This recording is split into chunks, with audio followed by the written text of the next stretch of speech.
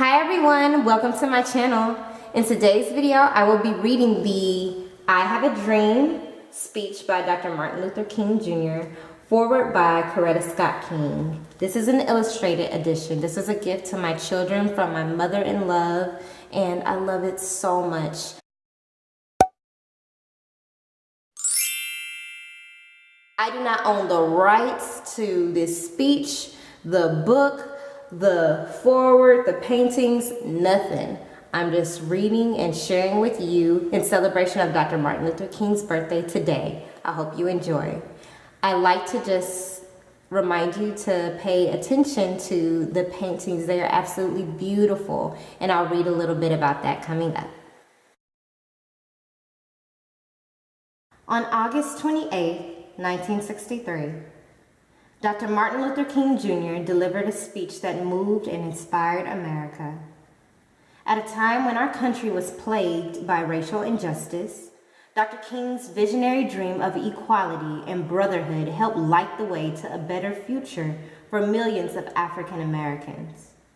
Now, more than 30 years later, his profound words can continue to lead us, like a beacon of light, closer to the realization of his dream. Here in its entirety is one of the seminal speeches of the 20th century. Coretta Scott King has written a timely foreword, and 15 Coretta Scott King Award and Honor book artists have created beautiful, interpretive artwork. A biography of Dr. King helps illuminate the civil rights movement and the historic importance of the speech. "Now is the time," said Dr. King. This richly illustrated edition of his urgent message can renew our hope for a racially harmonious America, and it will serve to remind us, young and old, that the dream must be kept alive. Amen.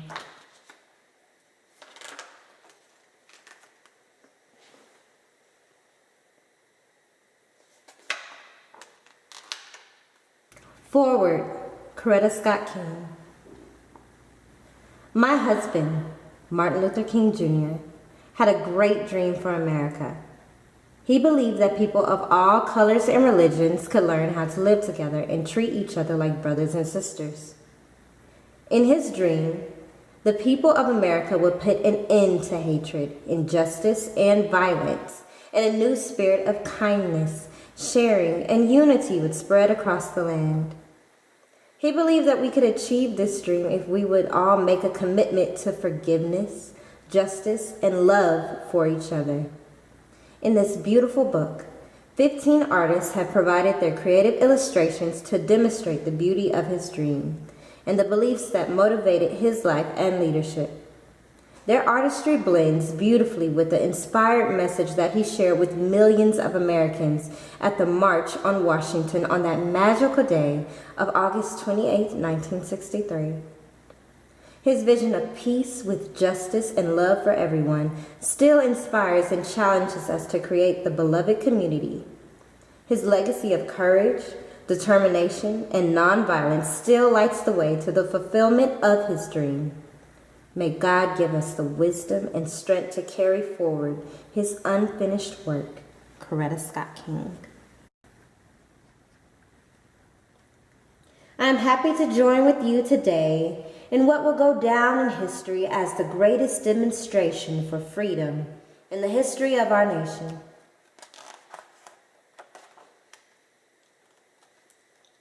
Five score years ago, a great American, in whose symbolic shadow we stand today, signed the Emancipation Proclamation.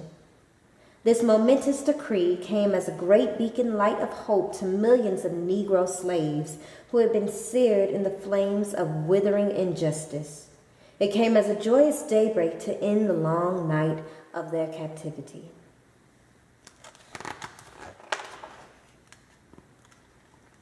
But 100 years later, the Negro still is not free. 100 years later, the life of the Negro is still sadly crippled by the manacles of segregation and the chains of discrimination.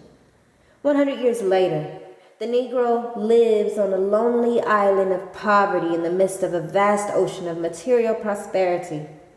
100 years later, The Negro is still languished in the corners of American society and finds himself in exile in his own land. And so we've come here today to dramatize the shameful condition. In a sense, we've come to our nation's capital to cash a check. When the architects of our republic wrote the magnificent words of the Constitution and the Declaration of Independence, they were signing a promissory note to which every American was to fall heir. This note was the promise that all men, yes, black men as well as white men, would be guaranteed the unalienable rights of life, liberty, and the pursuit of happiness.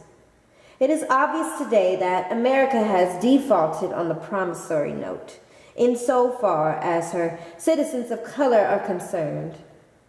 Instead of honoring this sacred obligation, America has given the Negro people a bad check, a check which has come back marked insufficient funds.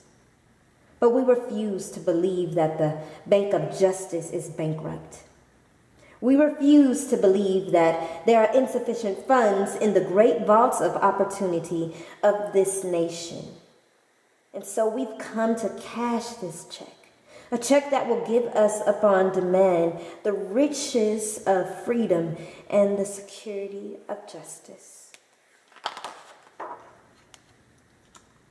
We have also come to this hallowed spot to remind America of the fierce urgency of now.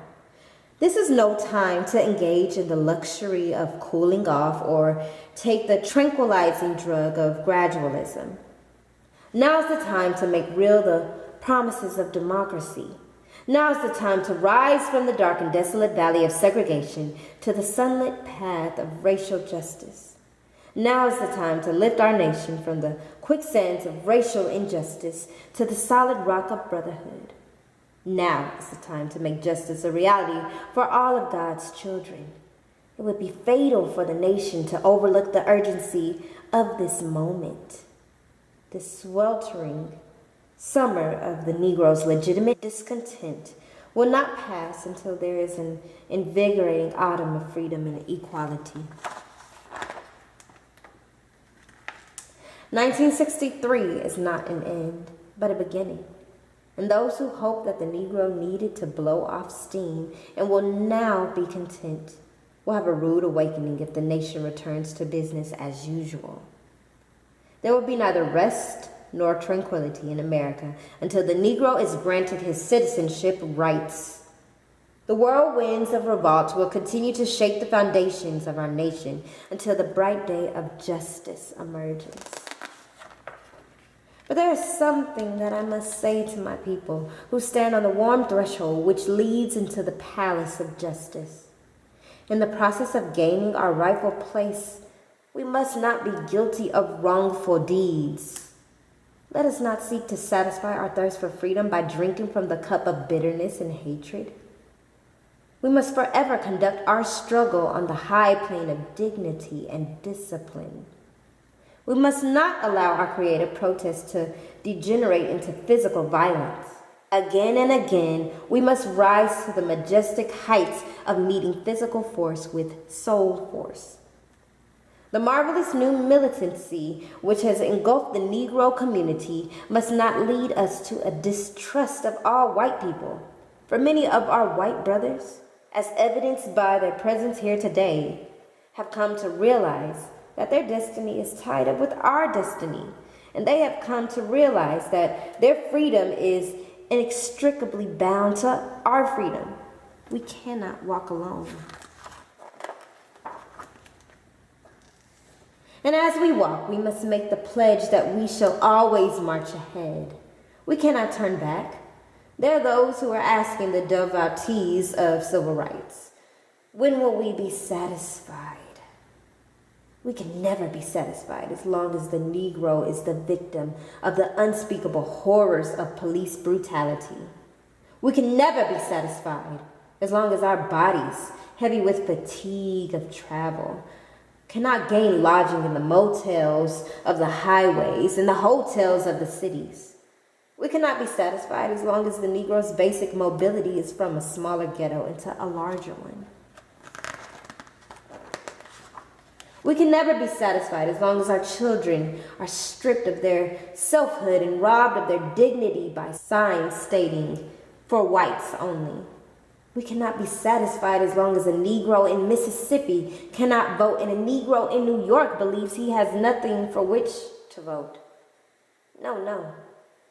We are not satisfied, and we will not be satisfied until justice rolls down like waters and righteousness like a mighty stream.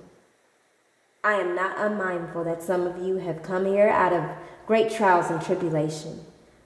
Some of you have come fresh from narrow jail cells. Some of you have come from areas where your quest for freedom left you battered by the storms of persecution and staggered by the winds of police brutality. You have been the veterans of creative suffering. Continue to work with the faith that unearned suffering is redemptive. Go back to Mississippi. Go back to Alabama.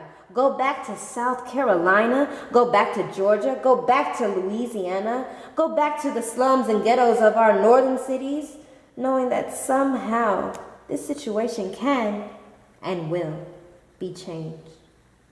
Let us not wallow in the valley of despair. I say to you today, my friends, that even though we face the difficulties of today and tomorrow, I still have a dream. It is a dream deeply rooted in the American dream. I have a dream that one day this nation will rise up and live out the true meaning of its creed. We hold these truths to be self-evident that all men are created equal.